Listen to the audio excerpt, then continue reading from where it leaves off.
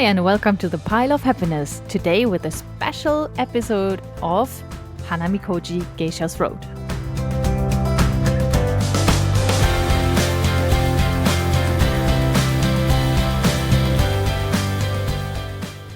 Hi, we are Tina and Jen.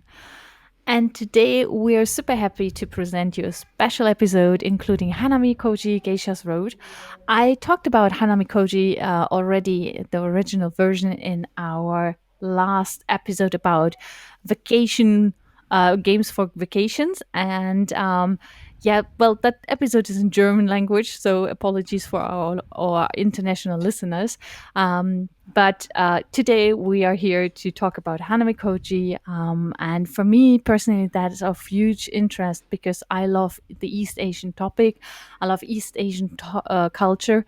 And therefore, I'm also a big fan of the Empress 4 publisher. Yeah, so this is a special episode for me especially, but for the both of us, I think. Also, this is the first episode we do as a review of a review copy that we have received from the publisher. So thank you very much to Empress for providing that. This episode is actually launching just in time for the launch of their Kickstarter for this game. This will go live on the 26th of October 2021, so probably a day or on the day that this episode launches. So to kick us off, just some simple dates and facts. As we mentioned, Geisha's Road is published by Empress 4. It is for 2 players starting at 8 years. It is mentioned in the documentation. That appears to be a bit young because we have quite some tactical gameplay, so probably more reasonable for 10 years and up, I would say. The duration is 30 minutes, but that includes 3 rounds of gameplay. We don't have a BGG rating yet, obviously, as this is a very new, about to be released game. The complexity is already set at 2.5. That sounds about right. So we have sort of a mid-level game.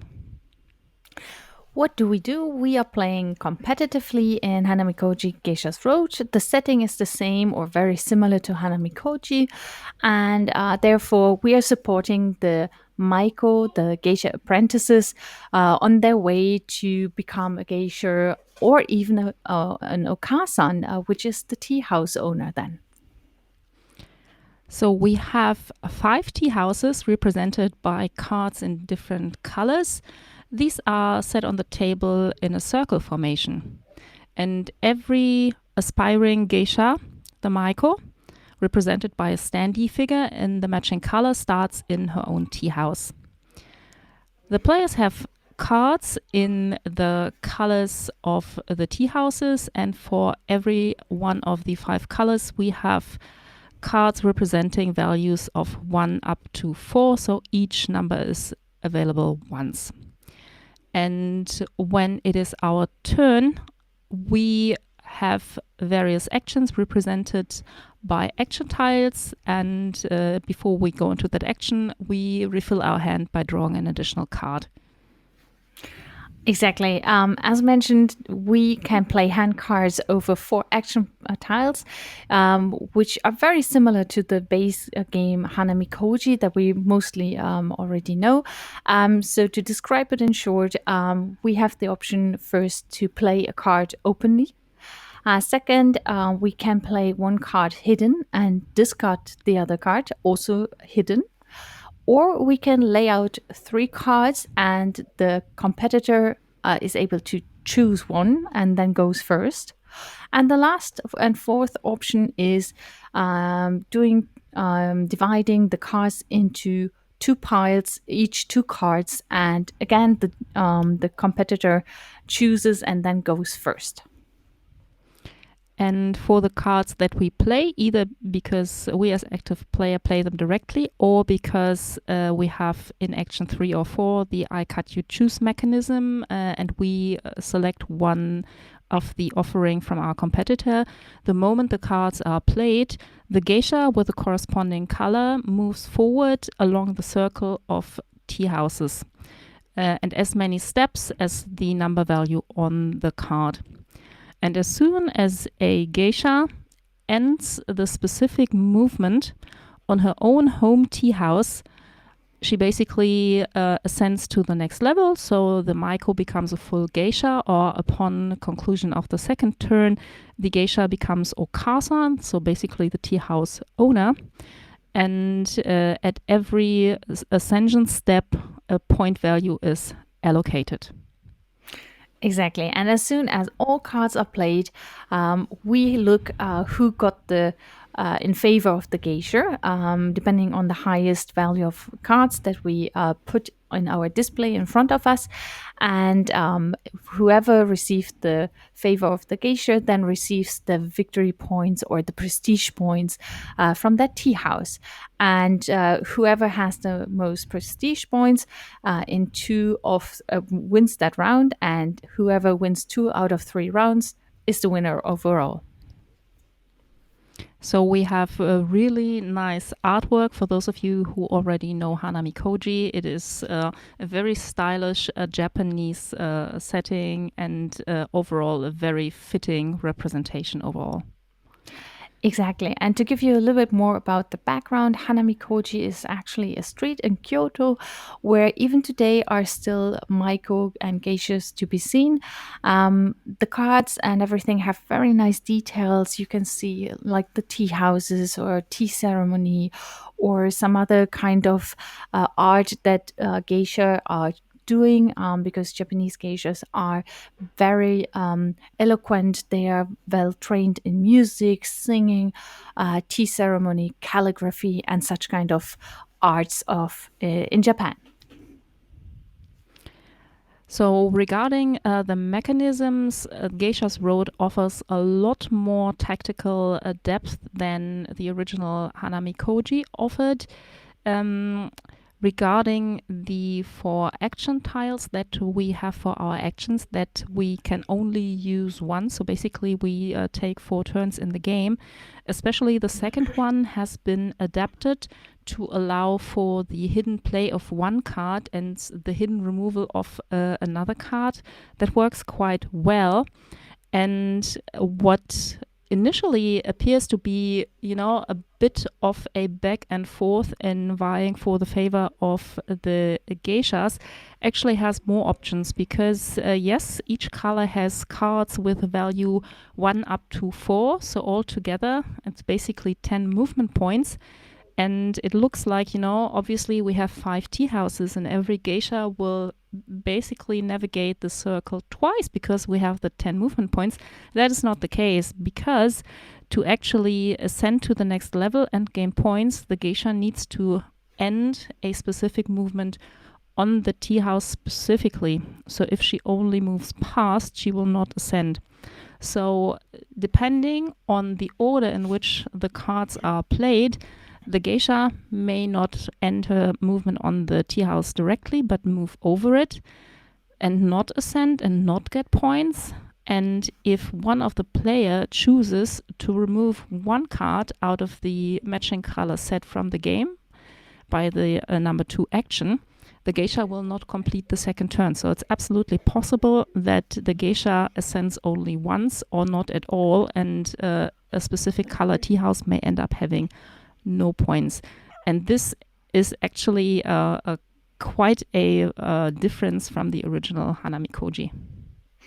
Absolutely. And with this game, you also probably get an mini expansion. It's called The Guests. And that module gives you another level of depth. So to each tea house, you will get 3 more guest tiles. And those guest tiles can come to us in various ways. So if you have the card with a number 1 and the geisha lands on that tea house, you can take 2 guests. Or if you have a number 2 card, you will get then 1 guest. The higher numbers don't get any guests in your area.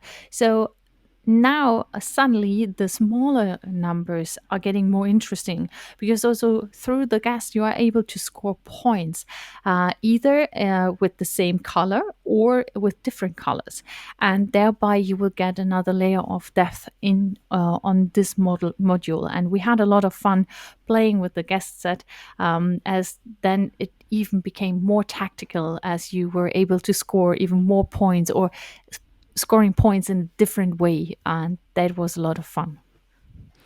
So if we come to our own opinion and impression of the game, I must say I liked it quite a bit. So on the original Hanamikoji, I was a bit lukewarm because yes, it is beautiful. It's a quickly play to play game, but because you have the central display of the various geishas whose favor you're vying for, it is a pretty straightforward play. And to me, it always felt a bit like, if your competitor does a certain move or plays a certain card, it is pretty clear what the next obvious move is. So it felt a bit predetermined and not a lot of choice. And this is quite different in Geisha's Road because of the circular movement and the option to actually influence if a geisha scores and ascends at all or not, and the option to play the hidden card, and especially with the guests, where you also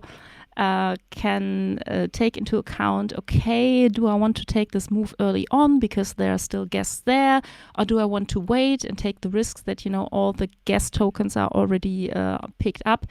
And especially for the action options 3 and 4 that include the I cut you choose mechanism, there's a lot of considerations to make. What am I offering up on the table? What is interesting to my opponent? Okay, this card for direct movement, this card for guess. There's a lot of layers going on, and for a game that is played so quickly, that's actually very neat. So I liked it quite a lot. Yeah, for me it's the same. I did like Hanamikoji, the original game, already beforehand. However, now that we have played Geisha's Road, I find it quite clear what the weakness of Hanamikoji is, and I didn't mind before I knew Geisha's Road, but now that we played it a couple of times and we had a lot of fun, it was like, okay, let's do it again and let's try to score more points and get the favors and such kind of things. For me, it became quite clear why you said, "Hey, I'm just lukewarm with this original game," and for me, it showed what Hanamikoji, the original one, was kind of missing. And so I'm super happy that we were able to try out Geisha's Road, and the quality was already super nice and really neat. So yeah, it's a wonderful game so far, and I think that's the new one that I will always take on with me on vacation for sure. Yeah. I mean, because like Hanamikoji, it has a super small footprint, really small box, just a handful of cards, some tokens. So yeah, fantastic. And beautifully designed, as you said before. It's really, the artwork is top notch. Yeah, absolutely.